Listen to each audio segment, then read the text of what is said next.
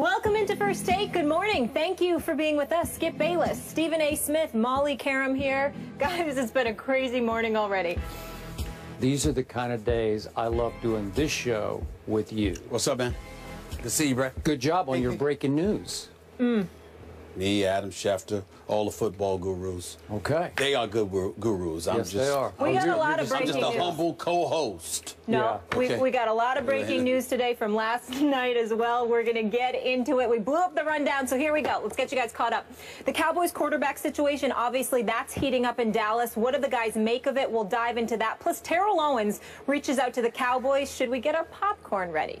We'll fill you in there as well. But first, Stephen A., you have some breaking news involving Kam Chancellor's holdout. Let's get into that right away.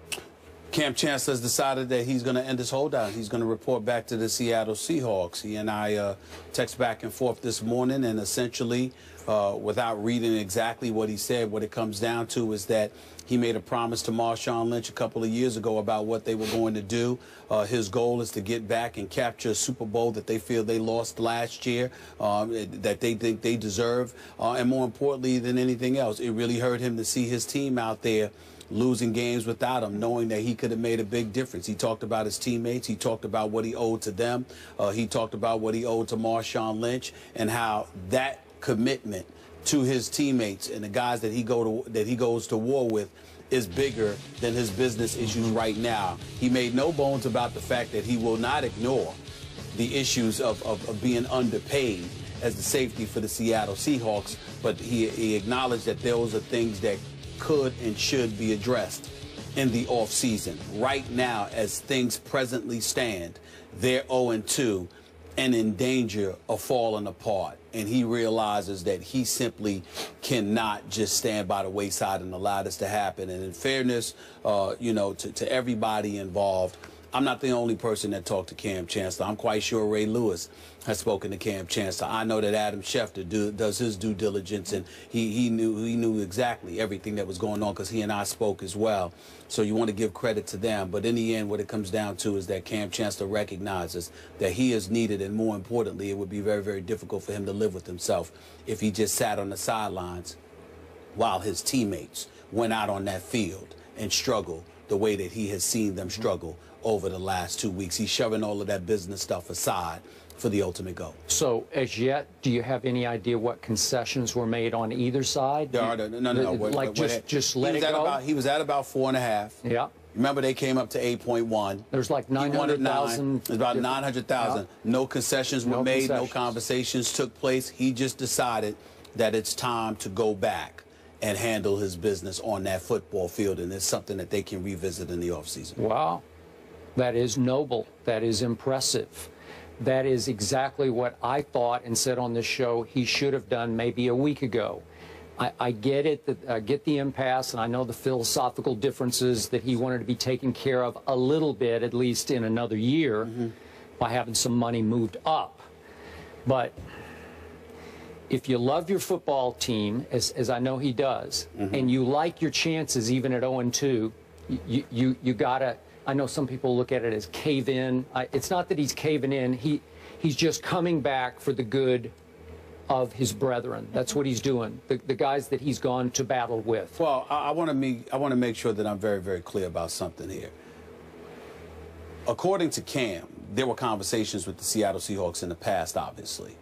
From what I heard from other people, not Kam, Kam had told folks that John Snyder, general manager for the Seattle Seahawks, essentially looked him dead in his face and told him, I'm not taking care of you this year, next year, or the year after. You're under contract. Now, obviously, when you talk about the NFL culture, how teams can go to a player, ask them to restructure their deals, waive them, cut them, take a pay cut, etc., Kam Chancellor was very, very offended by that. Now, I'm not here to cast aspersions on John Snyder. I don't know him.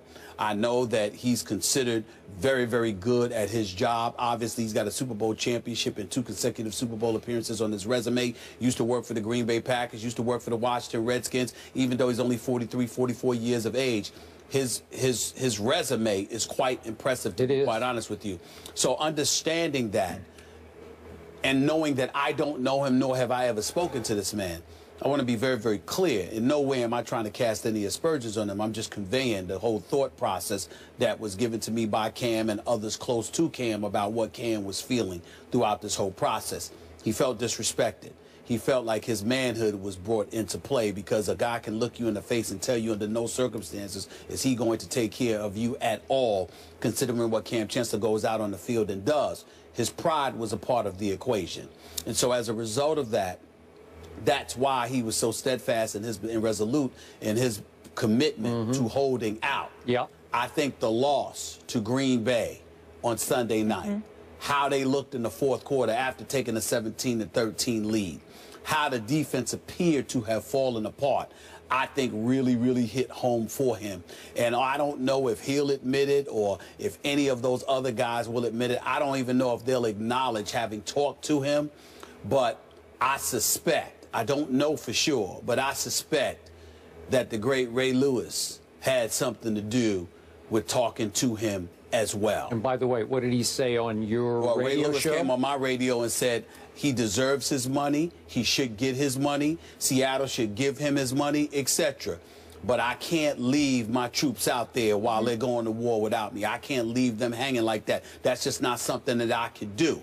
But that was before Ray Lewis realized that it was a man thing, because you got to treat guys like men. Ray Lewis also alluded to that as well. You've got to treat brothers like men. You can't sit up there, look them in their face, and tell them under no circumstances are you going to take care of them. After you took care of Richard Sherman, after you took care of Marshawn Lynch, after you took care of Russell Wilson and a couple of other guys, you can't then turn around and say to the quarterback and the heart and the soul of your defense, who is Kam Chancellor, that we are not going to do anything for you and expect him to just accept that so easily. That is not something that he was going to do. He was resolute in his commitment to hold out. I believe that his mind changed. And, we spoke an hour ago.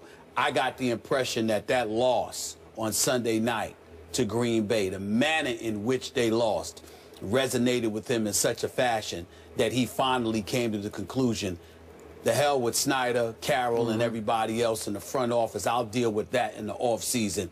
I can't leave my boys hanging like this, and that's why he's gone back. I personally thought he would come to that conclusion after what happened in Week 1 at St. Louis when they gave up 34 in overtime to Nick Foles. Well, you got to remember, that was stunning. You got to remember it's the preseason. Yeah. You're not getting a lot of action in the preseason because you want to make sure you're healthy for the regular season, and sometimes a little rust, absence of activity, really getting your bearings under you can play a role in how you look in Week 1. A lot of NFL players assume that they're not going to be near their best in Week 1 because that's when you're really getting hit for the first time. You're really out there going after it, in a regular season game. But Sunday night against Aaron Rodgers in Green Bay. Although that was somewhat predictable, somewhat. It is the bad man that is Aaron Rodgers, right? It's predictable, but then again, it isn't from the perspective of you have it locked in. It's one thing if you just play a bad game and you might still hold out. But when you play well for 3 quarters and then you fall apart when it counts most, that speaks to an absence of leadership more than anything else at any other time. Yeah. And I think that that's what resonated with him. So despite the fact that all of his notable brothers on that football team have been taken care of, let's reiterate the fact that he didn't have just 1 year left on his deal or 2 years left. He had 3 full years left, and they were willing just to move up some money from the 3rd year into the 2nd year. I believe that's well, he wasn't asking. His position all along is that he wasn't asking for quote unquote more money. He wanted some of the money that was designated for him in 2017 to be moved up to 2016. Correct. So he could be secure. Okay.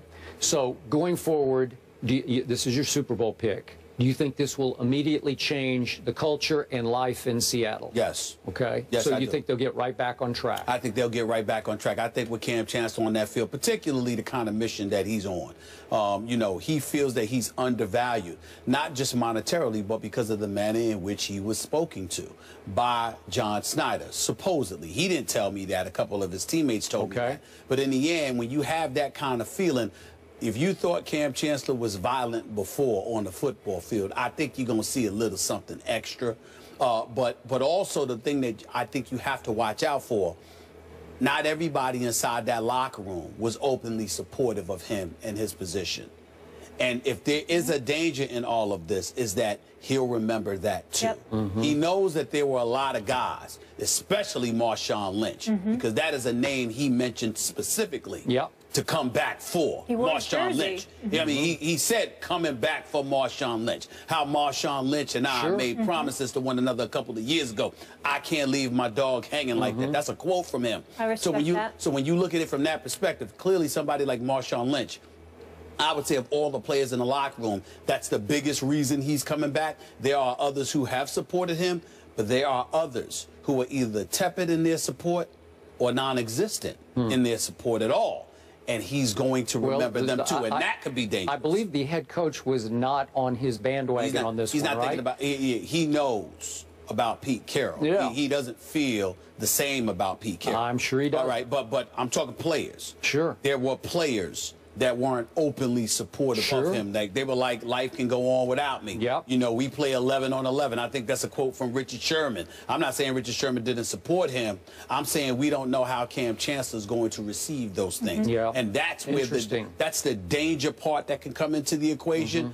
But Kam knows he has no shot at validating his significance to that franchise if they start losing, even when he comes back. Well, they have to win. He shouldn't have a big problem validating his value to that team this Sunday. No, I mean this Sunday they got the Chicago Bears in Seattle. Jimmy Clausen, Jimmy Clausen, can you handle that one, Cam? I think you can. The 12s. Then they get Detroit, who's sort of a semi-gimme, if you will, the next week in Seattle. Then they have to go to Cincinnati, and then it starts to get tough, and you'll start to figure it out. For your edification, is something that you need to know. These players in Seattle don't just want the Super Bowl. They want New England. Good. I just want you to know that. Yeah, well, trust me, Tom Brady ain't flinching on that one. Because he torched the Legion of without there's no B in it in the fourth quarter of the Super Bowl. Greatest fourth quarter of a Super Bowl I have ever seen from the great Tom Brady, the best quarterback in the National Football League. And I'm sure he would relish the opportunity to repeat that performance against those same Seattle Seahawks. I'm going to go on record right now as there's no way they're going to get back to the Super Bowl. I just don't see it. There's two. You spoke of this little dissension, that dissension, this dissension, this dissension. We haven't even talked about Jimmy Graham, who's clearly unhappy because he's not getting the football. I don't know why. I don't know what's going on behind the scenes, but they're just not throwing him the football yet. So with all that dissension, all that uneasiness under the carpet in the locker room, versus Pete Carroll, and still it goes all the way back to resonating to the call at the end of the Super Bowl game. I just don't know if you can climb out of that. I'm not sure about that. We'll see. I have to pay attention to two teams. One of them is not the Cowboys. I'm paying no attention to the Cowboys. I would tell you that the Green Bay Packers, I would have paid attention to them if Jordy Nelson had been healthy, because I think that they would have had the best record in football. I think their home field advantage would have been in their pocket, and the road to the Super Bowl would have had to come through Lambeau Field, which I think would have been tough for anybody. Merrill Hodge came on my radio show yesterday on Sirius XM, and he said Arizona is a team to watch out for. You got to remember that Carson Palmer, they're 14-2 in his last 16 starts. Carson Palmer, that is, under the stewardship of Bruce Arians, who can really coach his butt off. And they have no fear of Seattle. But I'm still sticking with Seattle. I predicted that Seattle was going to go back, not just go back to the Super Bowl, but win it all. And the only way I will modify my pick in any way is if the Pittsburgh Steelers manage to get to the Super Bowl against them. Then I will think about it, and I reserve the right to revisit that conversation. Outside of that, I am not picking against Seattle at all. I believe that the Seattle Seahawks will win 12 of their next 14 games. And I reserve the right to hang in with a football team that will get back Greg Hardy and Rolando McClain and Randy Gregory and ultimately Des Bryant and Tony Romo, and be the force to be reckoned with, even by your Seattle Seahawks, who have to, if memory serves, visit Jerry World this year. I will tell you this. If Russell Wilson runs the ball more the way he ran on Sunday when he was chalking up 78 yards over those first three plus quarters, I'm here to tell you right now, ain't nobody beating Seattle. Ain't nobody beating Not Seattle. in the NFC. Really? All right. NFC. Stephen A. has them going to the Super Bowl. Wow. Skip, not so much. We'll revisit your Cowboys a little later in the show. But I'm happy for that entire fan base, the 12s, and for the Seahawks to get Kam Chancellor back.